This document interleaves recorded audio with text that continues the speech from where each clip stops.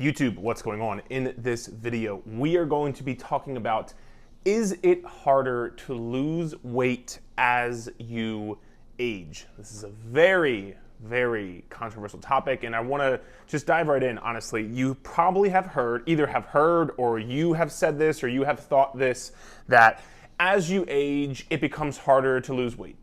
As you age, your metabolism drastically decreases. As you age, you store more fat and you lose more muscle and all these things happen, right?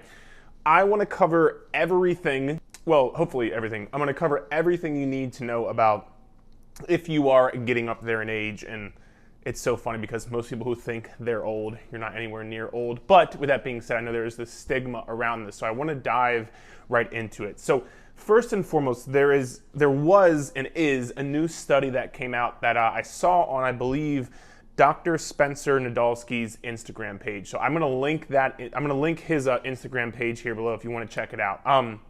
But this study basically showed, I'll link the study here in the description of the video here below. So if you want to, feel free to go check out the entire study. Feel free to go check it out. But what that study essentially showed was they took people from age 8 days, yes, 8 days, to, I believe, 95 years old. I believe that was the range. They took people from 8 days to 95 years old, and they tested their metabolism, right?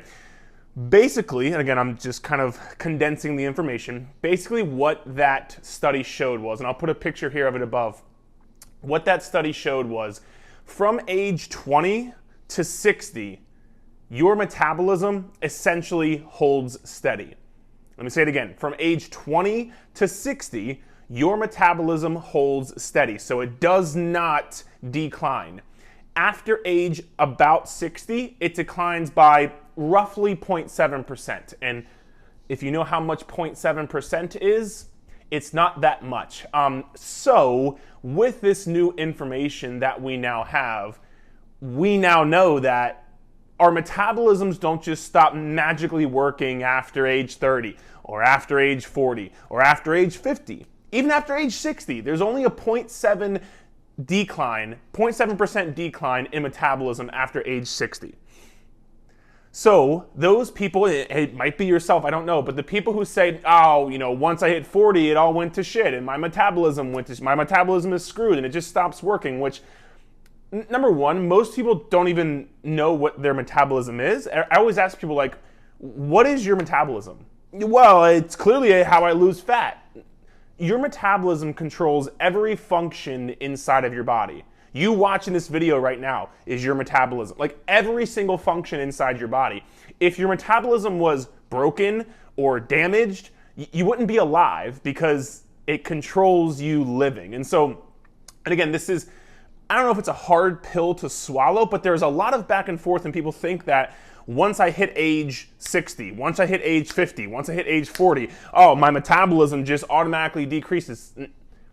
Unfortunately, that is not what the data and the research tells us. It tells us it actually holds steady from age 20 to 60. So if you're out there thinking like, oh, after 30 or after 40 or after 50, it's game over. No, that's not true. And second point here, they also showed, and again, you can feel free to go read the text. They also showed in this research study that it was not different between genders. So male and female both saw the same. It wasn't like, oh, males kept going, but females declined rapidly. No, they both held steady throughout the entire study here. So male versus female, again, it doesn't really matter. Your metabolism holds steady throughout. So what is this telling us here? This is basically telling us, again, number one, your metabolism's not broken. I promise. It's fine. It doesn't drastically decrease after you hit 30 or 35 or 40. It tells us that even when it does start to decline, it's very, very, very minimal. It's 0.7%, very minimal. And then number three, and the biggest kind of contributing factor here is, it's not because of your age, it's because of your dietary changes and probably your exercise-based changes. It's not like after a certain age, your metabolism shuts down and you just can't lose weight anymore. Unfortunately, and I say unfortunately because some people might be using that as a crutch, and I'll get to that here in a second, unfortunately, that's not the case. Now, I want to cover a few things. Some people might come at me and say, oh, Eric, what about women in menopause, so on and so forth. Again, number one, the study did not show that. So, and actually, I'm gonna link here some of the comments from Spencer's Instagram as well. But there was another fellow talking about this as well, and they basically said the decrease in lean muscle mass would be what causes you to decrease your metabolism.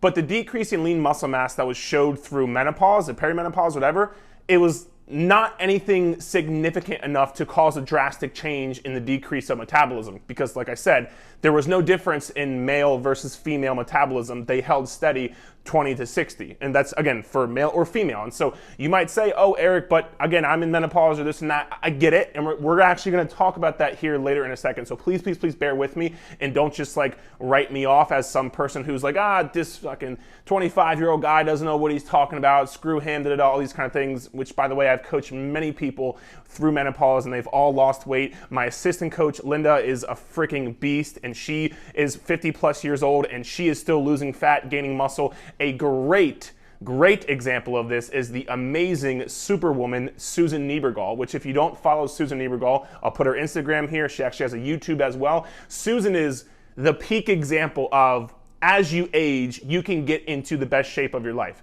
She started seriously working out around age 54, and I say seriously because she did the yo-yo dieting and HIIT cardio classes and all those things, but at 54, she started working out for real, and then from there, she now says at 61, she is in the best shape of her life. She's gone through menopause, she's older, all these kind of things, and yet she's in the best shape of her life. So why am I saying all this to you? Number one, again, it's because I want you to know it's not your metabolism being broken. And number two, I really think is it important for you to know because a lot of people use this as a reason why they wouldn't start at all. Like a lot of people think like, well, I'm 30, it's done for me. Well, I'm 40, it's done for me. Well, I'm 50, it's done for me. I might as well not even try. And this stops people from putting in the work. And there's a term called self-efficacy, and it's basically your belief that you can actually accomplish something and do something. If you think that you can't lose weight past 40, well then why would you put in the necessary effort to you won't put in the effort necessary to try. And again, we're going to talk about if it's harder because that's a different story, right? We're going to cover that here in a second. It's a different story. We're going to talk about if it's harder. But if you think you can't even do it, why would you even try to put in the effort necessary? Because it is going to require some more effort. It is going to require a lot of effort from you to see results. But if you think in your head, well, after 40, I'm done anyway, so why even try? You're not going to put the effort in. You're not going to push yourself. You're not going to stick to workouts. You're not going to stick to your diet. And you're not going to see progress because you think it's like, well, I'm already done for. It's not the case. So please get that out of your head because I need you to understand you can and you will do this so as long as you put in the necessary effort. All right, so that is the first part of the video covering that study. Again, if you want to check that study out, I'll put it here in the description of this video. Now, moving right along here, now that we know your metabolism isn't broken, at age 40 it isn't over for you, after we know all these things, and again, we've kind of decided that it's not your age or metabolism, it's the fact of your diet and exercise. Why would it be harder? Why would it be harder when it comes to exercise and diet and all these kind of things? Again, as an overall theme, I need you to understand it's in your control. And sometimes it's kind of hard to accept that. It's hard to be very honest with yourself. It's hard to accept that, oh, wait, the data says my metabolism is actually fine. But once you truly accept that you are in control and you can do this, your self-efficacy increases because you will then say, all right, well, this is in my control. I can do this. I'm going to do the things necessary in order to see the progress I want to see. And you'll actually put in the effort and do the work that it takes to see progress, right? So this is in your control. It's a direct correlation to your habits, not your age or metabolism. It's your habits. Now, let's cover exercise and nutrition. As we get older, shocking, right? There's more stress in our lives. We have jobs and we have kids and we have this and we have that. We have all these extra things going on, right? There's less time to exercise. There's less motivation to exercise. There's less willpower to exercise. We don't move around as much. We work a desk job as opposed to when we were 17 being a waiter at our local restaurant or when we were 19 on the college soccer team. We were moving around a ton then. Not so much now. it's not because of the age factor, it's just because times have changed and you're moving less. You know what I mean? It's not the exactly, oh, you turned 40, game over. No, like when you're 30, 40, 50, you're probably just moving around less. You're probably not running around as much, being a waiter, playing soccer, doing these things with your friends. Like your movement decreases. So one of the biggest, the two biggest things I'll say with exercise are two things. Number one, strength training.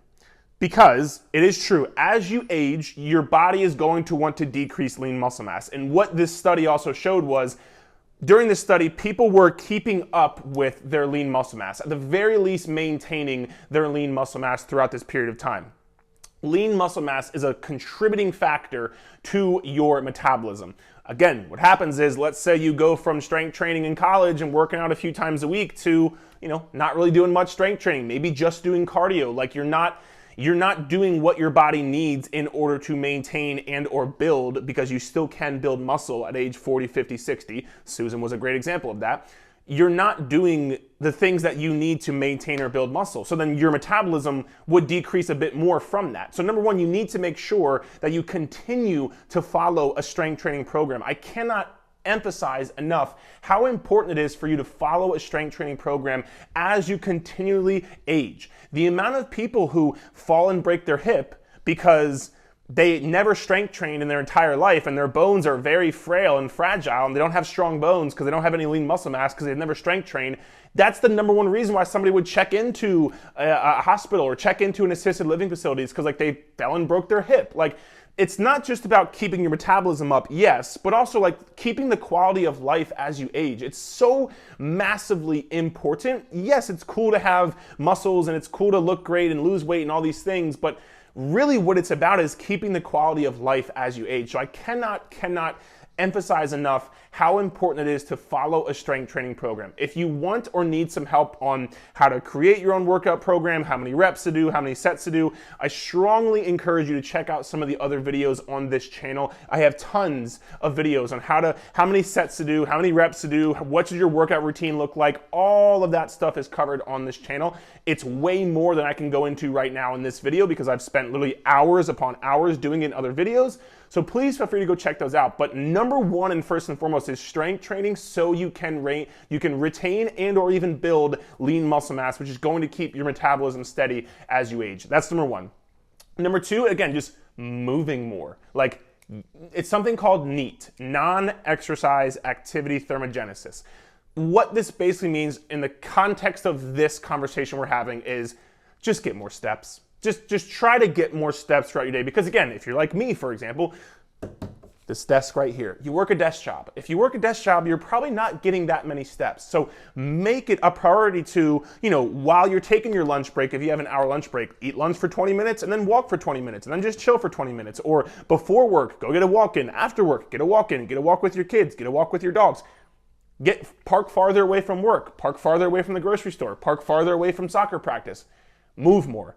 The more movement you get, and again, in this context is steps, the more steps you get, I cannot tell you how underrated getting more steps is when it comes to increasing metabolism, increasing weight loss, and improving your overall physical and mental health. Like, I was a dumb trainer. I wasn't a trainer at that point, actually, so it was good. I was a dumb kid. Like 17, 18, I was like, walking, not a real exercise, not that important, to only lift weights, whatever. I was dumb. But I've learned walking is so important. So please, try to aim to get 5 to 10,000 steps per day. That should be your goal. No matter if you're 20, 30, 40, 50, 60, 70, no matter your goal, you should be you should be walking 5 to 10,000 steps per day.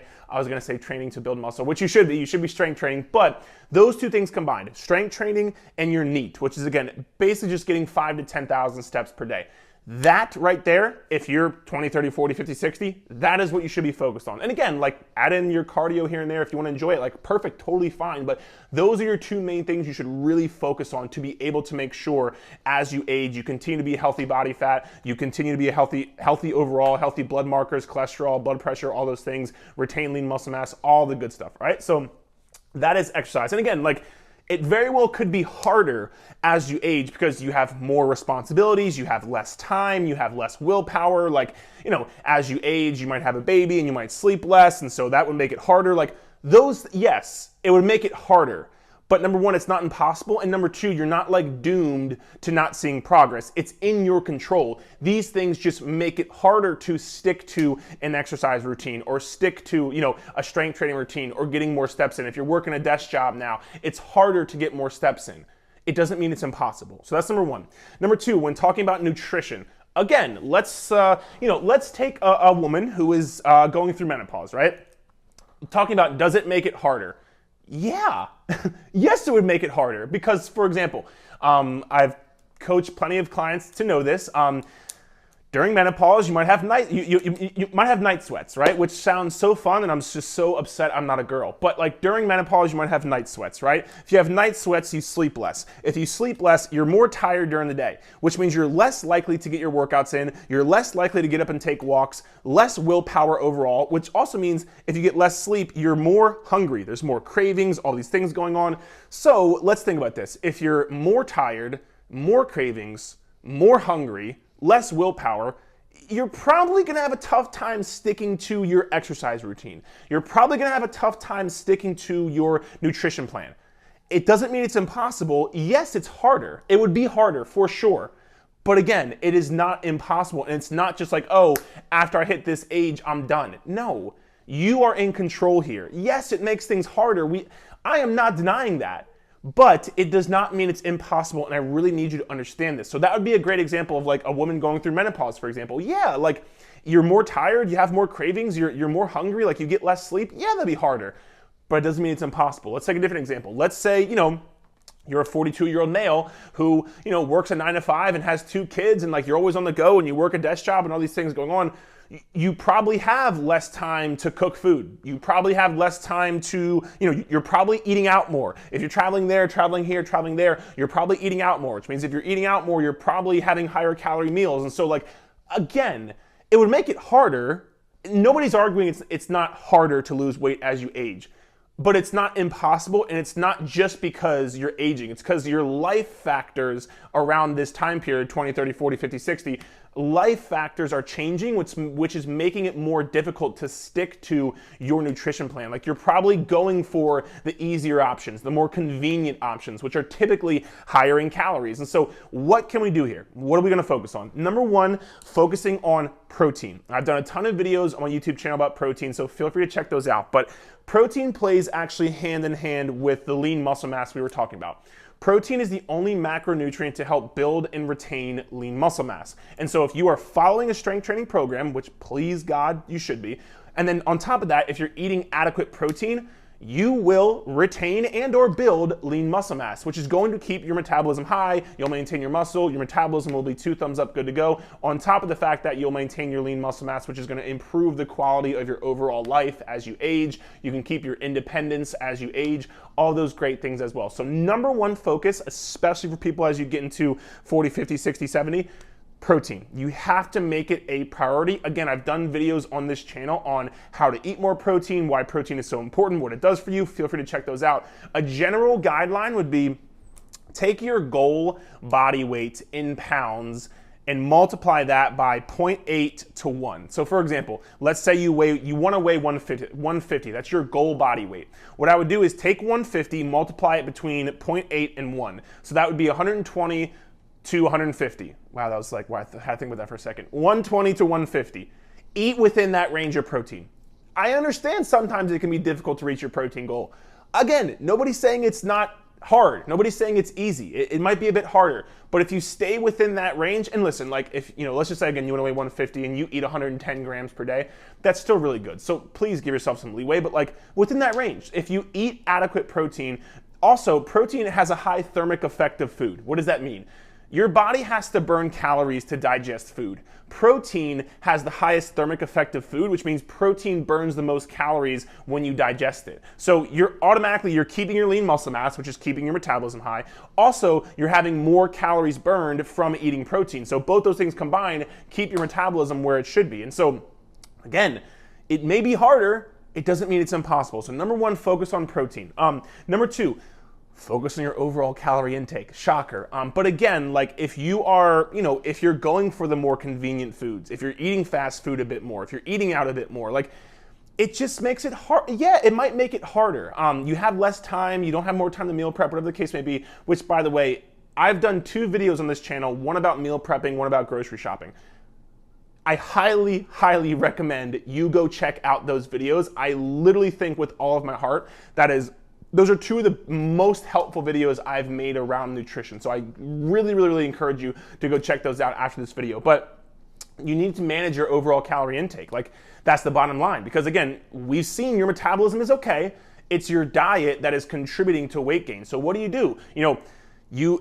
For example, counting calories. If you want to count calories, awesome. That is a great way to manage your overall calorie intake. Should you do it forever? I don't know, probably not. Like, you don't have to do it forever by any means, no. But especially if you're somebody who's like, just can't lose weight, like too old, whatever the case may be, I really encourage you to like count calories for real. And I say for real because I get so many people who are like, oh, I'm counting calories. I'm like, sweet, like how many grams of this are you eating? They're like, what do you mean? I'm like, well, you're weighing your food on a food scale, right? In grams. I'm like, well, no, I'm just kind of like guessing. That's not counting calories. So again, if you want to learn how to count calories, I have a very popular video on this channel, so please feel free to check that video out if you want to learn how to count calories correctly. But I really encourage you for 30 days, like just give yourself 1 month, 30 days, give yourself 1 month, count your calories. You are going to see, oh, wow, eating more food than I thought I was, eating more calories than I thought I was, because that is the driver of weight loss. If you are not in a calorie deficit, you will not lose weight. And so you will see, oh, wow, this is why I wasn't losing weight. And you'll get yourself into a calorie deficit and you will lose weight. And you'll see, oh, okay, it's not my age. It was the fact that I was eating too many calories. And so finding ways to control your overall calorie intake. If you don't want to count calories, I have a video on this channel once again on how to lose weight without counting calories. And so it's basically my 3 meals and 2 snacks method. So you have 3 meals a day, breakfast, lunch, dinner. Each one of those meals has to fit on 1 plate. So you have 1 plate for breakfast, 1 plate for dinner, 1 plate for lunch. On that plate, it has to have 1/4 to 1/2 protein, 1/4 to 1/2 vegetables, and then 1/4 of carbohydrates. If you do that right there, that is awesome. And then the 2 snacks a day.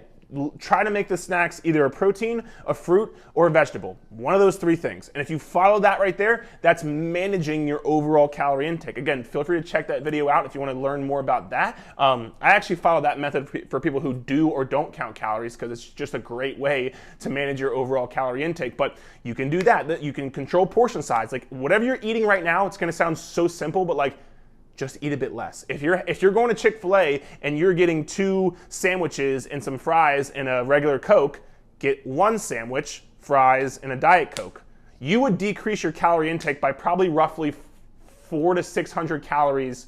Yeah, probably 400 to 600 calories right there. If you went from having 2 sandwiches, 1 fry, 1 regular Coke, to 1 sandwich, 1 fry, and a Diet Coke, you would literally cut your calories by 400 to 600, which again, is going to help you lose weight. And so whatever you're doing right now, just eat a bit less. If you're at dinner and you're having 2 plates, have 1 plate. That will decrease your overall calorie intake. And so it sounds so simple, but finding ways to control your overall calorie intake is number 2. And number 3, last but not least, really try to lean towards following the 80-20 rule. And again, I've done a video on the 80-20 rule on this channel. I've done a lot of videos on this channel. Like if you have not checked out some of my other videos, check those things out, man. I've done a ton of videos. The 80-20 rule is essentially saying 80% of your food should come from nutrient-dense whole foods. I call them 1-ingredient foods. Apple, 1 ingredient. Chicken, 1 ingredient. Eggs, 1 ingredient. 1-ingredient foods. Sweet potato, 1 ingredient. Spinach, 1 ingredient. Like 1-ingredient foods. 20% can come from foods you enjoy. Treats, candy, cookie, whatever. But it's not the other way around. Most people have their diet 20% whole foods, 80% processed, very minimally nutrient dense, like very quick, convenient, easy. You need to start to shift that pendulum right there, because pendulum or pendulum, I don't know which one it is. Feel free to let me know in the comments.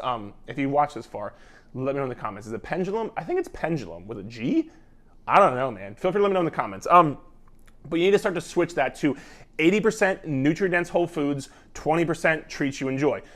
Again, you don't have to cut things out, you don't have to not eat things, but you need to make the majority of your food, especially as you start to age, you need to make the majority of your food coming from nutrient-dense whole, real foods, less processed, more minimally processed foods. And again, it's not to say you can't have foods. And again, I talk about this in one of my videos. I think it's on grocery shopping. So definitely check that video out. But it's not to say you can't have these things, but if that's the majority of your diet, you're probably gonna have a higher calorie diet. And if you have a higher calorie diet, well, what did we just say? If you're not in a calorie deficit, you're not gonna lose weight. And we just found out that your diet is the main contributing factor to you gaining weight, not your age. And so making sure you follow that 80-20 rule, massively important when it comes to, keeping a healthy body weight, keeping a healthy body fat, keeping a healthy body as you age. And so that is the 3 biggest things for nutrition, and that's basically it, man. Again, I just want to really get across to you that your metabolism is fine. It's not like when you hit 40 or 50 or 60, you're done for. And actually, I have a client in my in the clubhouse right now.